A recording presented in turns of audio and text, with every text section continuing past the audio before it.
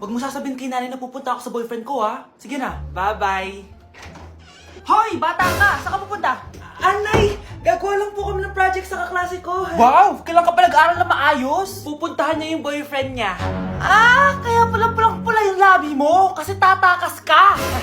Anay! Humanda ka sa akin. Sasakalin niya daw ako, Nay, oh! Aba!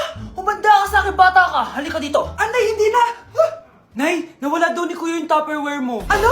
Nawala na yung pinakamamahal kong Tupperware? Humanda sa akin ng kuya mo. Nasaan yan?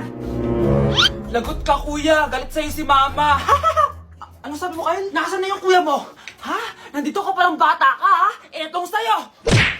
Bakit mo pinato yun, Nay? Sabi ni Kyle, nawala mo doon Tupperware ko. Anong nawala? Eto Tupperware mo, Nay, oh. Ay, nandyan pala. Agad ka kasing nagpapaliwala dyan. Tawa ka dyan na, humanda ka sa akin. Few moments later.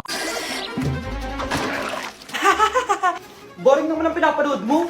Palitan natin yung mas nakakatawa. Ah, sige, kuya. I'm asking you to kiss me. Hindi naman nakakatawa yan eh. Bastos yan eh. Ayun na, magkikiss na sila. Hay! Mga punyeta kayo? Ano pinapanood nyo?